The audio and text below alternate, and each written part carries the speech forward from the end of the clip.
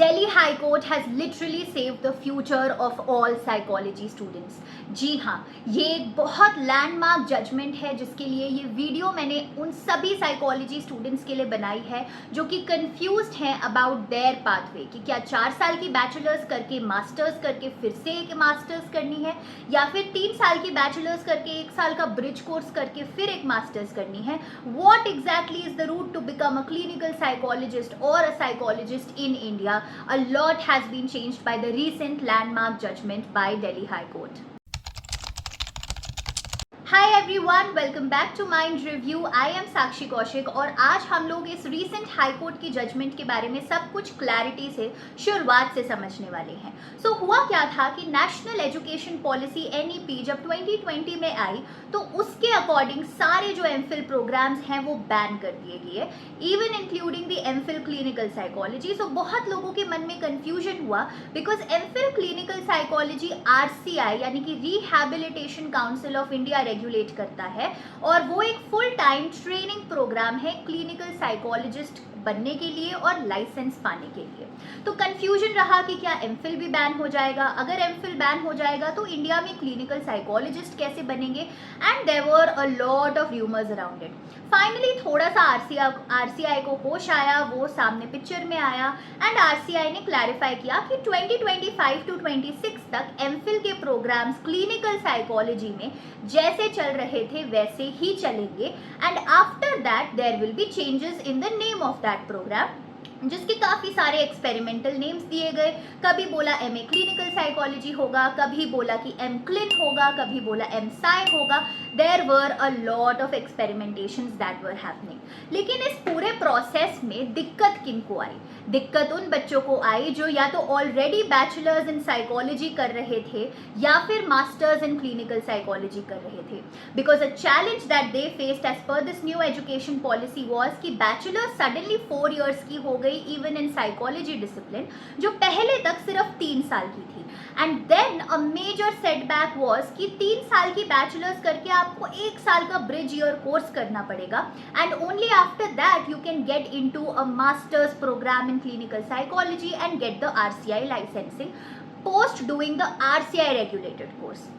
तो इसकी वजह से जो बच्चे ऑलरेडी इन कोर्सेज में थे they did not have any escape out of it, they did not have any alternate pathway जो RCI या फिर UGC नेट या फिर नेशनल एजुकेशन पॉलिसी के फ्रेमवर्क में रेगुलेटेड हो. कोई ऐसा फ्रेमवर्क नहीं था. Now this was a big concern. पहले तक के रेजीम के अकॉर्डिंग एक क्लिनिकल साइकोलॉजिस्ट बनने के लिए आपको 3 साल का BA इन साइकोलॉजी या फिर BSc इन साइकोलॉजी करना पड़ता है, 2 साल का MA इन साइकोलॉजी और MSc इन साइकोलॉजी करना पड़ता है और फिर 2 साल का MPhil clinical psychology RCI regulated करना पड़ता है. So that makes a total of 7 years of education to become a licensed clinical psychologist in India. But ये जब नए रेगुलेशंस आए तो इसके अकॉर्डिंग रेगुलेशन चेंज हुए और इन्होंने बोला कि अब आपको 4 साल का BSc इन क्लिनिकल साइकोलॉजी या फिर BA इन क्लिनिकल साइकोलॉजी करना पड़ेगा और फिर आप 2 साल का MA क्लिनिकल साइकोलॉजी करोगे जो कि RCI रेगुलेटेड होगा. But a condition that they put forward was कि ये जो BSc के प्रोग्राम्स हैं जो क्लिनिकल साइकोलॉजी में होने हैं वो होने ज़रूरी होंगे, तभी आप MA clinical psychology RCI regulated course में एडमिशन ले सकते हो. Another restriction that they put was कि साइंस बैकग्राउंड के लोग ही BSc क्लिनिकल साइकोलॉजी में आ सकते हैं, यानी कि जिनके पास 11th-12th में साइंस है. तो ये सारे रेगुलेशंस जो सडनली आए उसकी वजह से जो बच्चे ऑलरेडी एक कोर्स में रेगुलेटेड थे as per the old regime उनके साथ बहुत डिफिकल्टीज आई in terms of how to change my course now, या फिर मैं ईयर्स ऑफ एजुकेशन इतना कैसे बढ़ा दूं कि अगर मैंने 3 साल का बैचलर्स किया है और मैं 2 साल का MA क्लिनिकल साइकोलॉजी जो कि नॉन RCI रेगुलेटेड है वो ऑलरेडी कर रही हूँ और मुझे फिर से एक और MA क्लिनिकल साइकोलॉजी करना पड़ेगा which is now RCI regulated to become a clinical psychologist. That was a lot of confusion. तो इसके लिए बहुत सारे लोगों ने कोर्ट में अपील किया, ऑर्डर्स किए and finally Delhi high court has woken up and it has passed a very landmark important judgement for all of our psychology students.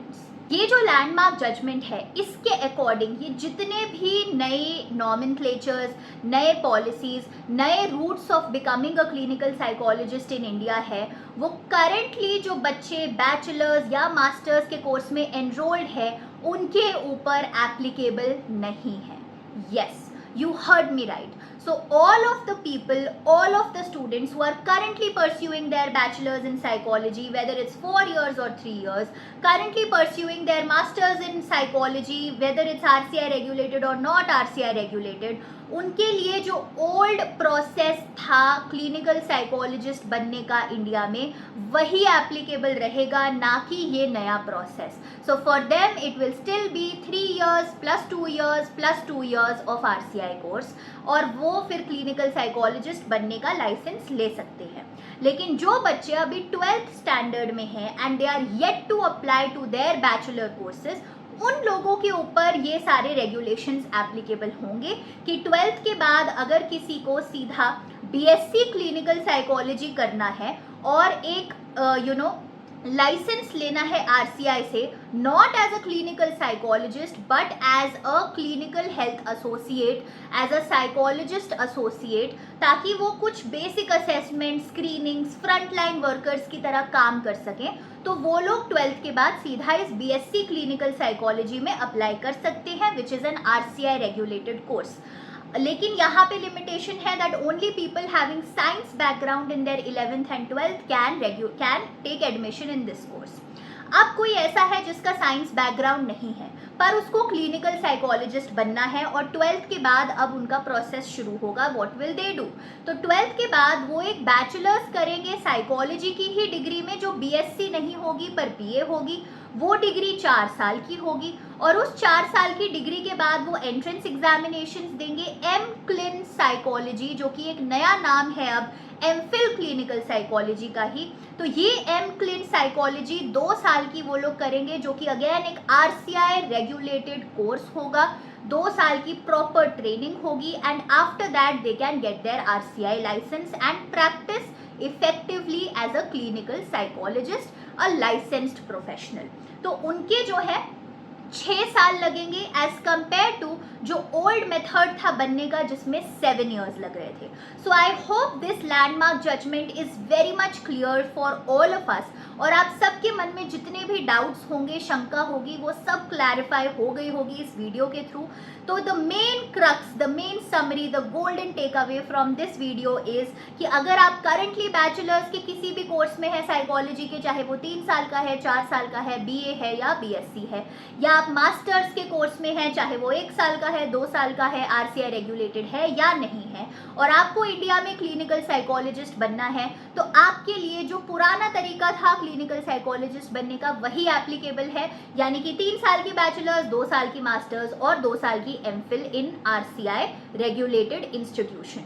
अगर आपने इस सिचुएशन में 4 साल का बैचलर्स किया भी है तो भी वो एक प्रॉब्लम की बात नहीं है, राइट. लेकिन अगर आप एक 12th क्लास में स्टूडेंट हैं जो कि अभी बैचलर्स के लिए अप्लाई करेंगे, साइकोलॉजी में इंटरेस्टेड हैं, क्लिनिकल साइकोलॉजिस्ट बनना चाहते हैं, तो आपका रूट हो जाएगा straight away 4+2. Instead of 3+2+2 it will be 4+2, 4 years of bachelors and 2 years of MClin Psy, which is an RCI regulated course.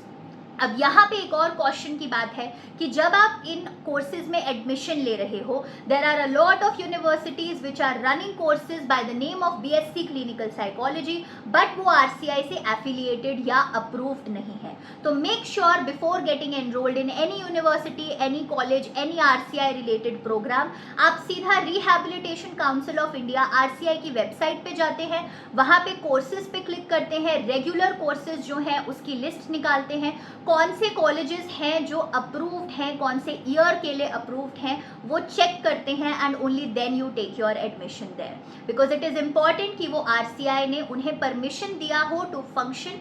Only then you can get your licence. Otherwise even if you spend 4 years of bachelor's, you will not be able to get a license if it was not approved in the year you took admission in.